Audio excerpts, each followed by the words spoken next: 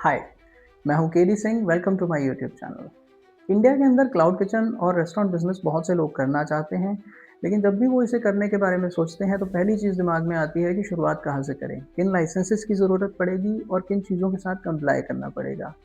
सबसे पहले वो सर्च करने की कोशिश करते हैं, लेकिन अलग-अलग लोग अलग-अलग तरह की बातें करते हैं और एक दूसरे से मेल नहीं खाती, इसलिए प्रॉब्लम आ जाती है। मैं एक रेस्टोरेंट कंसल्टेंट और कोच हूँ, खुद का रेस्टोरेंट रन कर चुका हूँ, तो आइए आपकी ये प्रॉब्लम सॉल्व कर देता हूँ। अगर आप क्लाउड किचन खोलना चाहते हैं तो आपको कम लाइसेंसेस की ज़रूरत पड़ती है। सबसे पहली चीज़ जो आपको करनी पड़ेगी वो ये कि आप डिसाइड कीजिए कि आपने क्लाउड किचन घर से चलाना है या कमर्शियली चलाना है। अगर घर से चलाना चाहते हैं तो किसी कंपनी को फॉर्म ना करें, अपने खुद के नाम पे आप जीएसटी ले सकते हैं, क्योंकि बहुत सारी जगह पे आजकल स्विगी, ज़ोमैटो की जीएसटी की रिक्वायरमेंट आ गई है। तो बेहतर है कि आप जीएसटी लेके ही इस काम को करें। लेकिन अगर आप इसे कमर्शियली करना चाहते हैं किसी रेंटेड अकोमोडेशन पे बहुत सारे लोगों के साथ, तो बेहतर ये है कि आप अपनी एक कंपनी फॉर्म करें, भले वो प्राइवेट लिमिटेड कंपनी हो, एलएलपी हो या प्रोप्राइटरशिप फर्म हो। अपने सीए से कंसल्ट करें और वो आपको बता देगा कि मोस्ट सूटेबल ऑप्शन आपके लिए क्या है। डिपेंडिंग ऑन द फैक्ट कि आपने किस तरह की एंटिटी बनाई है, आप जीएसटी के लिए अप्लाई कर दें और जीएसटी अचीव कर लें। अगली चीज़ जो आ जाती है वो है फूड सेफ्टी लाइसेंस, जिसे हम एफएसएसएआई भी कहते हैं। इसके बिना आप किसी तरह का फूड बिजनेस, भले वो क्लाउड किचन हो या रेस्टोरेंट, नहीं कर सकते। तो ये 100% मैंडेटरी है। इसे ऑब्टेन करना बहुत ज़्यादा मुश्किल नहीं है। बहुत सारे एजेंट्स हैं जो आपकी हेल्प कर देंगे। 1500 से 2000 रुपये वो फीस लेते हैं। गवर्नमेंट की फीस मिनिमलिस्टिक होती है और ये ईजिली आप हासिल कर सकते हैं। अगली चीज़, क्योंकि हम कुकिंग बिज़नेस में हैं जहाँ हम गैस और ऑयल के साथ काम कर रहे हैं, आग लगने का खतरा बहुत होता है, इसलिए आपको फायर सेफ्टी का लाइसेंस या फायर सेफ्टी का सर्टिफिकेट ज़रूर चाहिए होता है। अगर आप किसी रेंटेड अकोमोडेशन पे हैं, तो अपने लैंडलॉर्ड से कहिए, वो आपको ये लाइसेंस लेके देंगे, क्योंकि प्रेमिसेस के ओनर वो हैं। लेकिन अगर आप खुद की जगह पे ये कर रहे हैं, तो आपको ये सर्टिफिकेट खुद ही लेना पड़ेगा। जो भी लोकल लॉज हैं वो आपको फायर डिपार्टमेंट बता देगा। उन चीज़ों के साथ आपको कंप्लाई करना पड़ेगा, डिपेंडिंग ऑन कितना एरिया है जिसमें आप ऑपरेट कर रहे हैं। अगली चीज़ जिसकी आपको ज़रूरत पड़ेगी वो है shop and commercial establishment licence. ये म्युनिसिपल कॉरपोरेशन से आपको मिल जाता है। महंगा नहीं है, 500 या 1000 रुपये में आप इसे ऑनलाइन भी अप्लाई कर सकते हैं। किसी एजेंट की ज़रूरत नहीं है।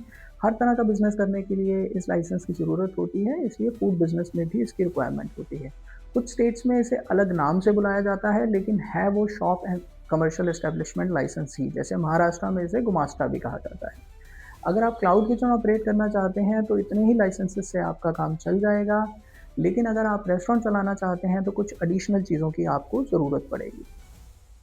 पहली चीज़ है म्यूज़िक लाइसेंस। अगर आपके यहाँ पे सीटिंग एरिया है और आप अपने रेस्टोरेंट में गाने बजा रहे हैं, तो आपको म्यूज़िक लाइसेंस लेना पड़ेगा। ये किसी गवर्नमेंट डिपार्टमेंट से नहीं मिलता। प्राइवेट बॉडीज़ के पास इंटेलेक्चुअल प्रॉपर्टी राइट्स होते हैं।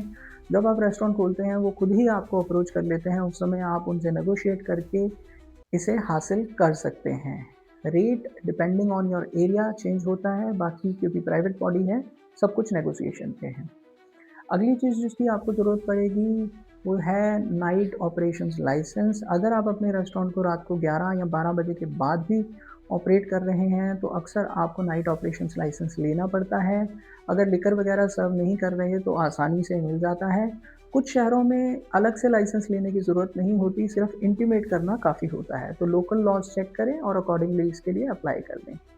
कुछ शहरों में पुलिस डिपार्टमेंट की एक एडिशनल रिक्वायरमेंट होती है, जिसे हम कहते हैं कि ईटिंग आउट प्लेस की इंटीमेशन देनी होती है। जो भी आपका नियरेस्ट थाना है वहाँ जाके अपनी इंटीमेशन दे दें। अगर उनका कोई स्पेसिफिक फॉर्म है तो उसको फॉर्म को भर दें और उन्हें बता दें कि हम अपना रेस्टोरेंट या क्लाउड किचन ऑपरेट कर रहे हैं इस जगह पे, और वो इतने से इतने बजे तक ऑपरेशनल रहता है, ताकि इन event of any problem police को ये पहले से पता हो कि आपकी जगह ईटिंग आउट हाउस के लिए रजिस्टर्ड है।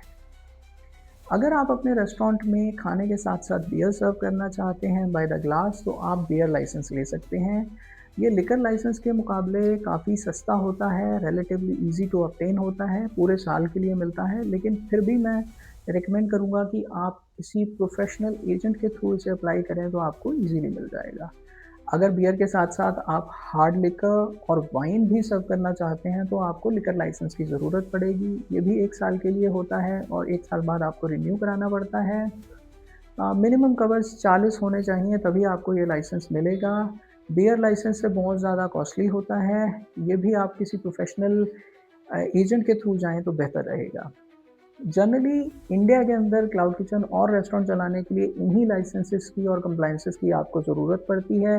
इसके बियॉन्ड किसी चीज़ की आपको ज़रूरत पड़नी नहीं चाहिए अनलेस कोई लोकल लॉ उसे डिफ़ाइन करता हो और उसके बारे में कोई स्पेसिफ़िक इन्फॉर्मेशन अवेलेबल हो।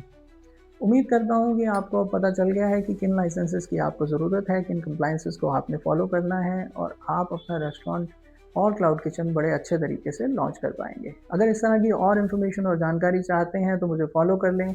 अगर कोई स्पेसिफ़िक क्वेरी है या इसके बारे में और डिटेल चाहते हैं तो कमेंट कर दें, मैं ज़रूर आंसर करूँगा। Thank you very much.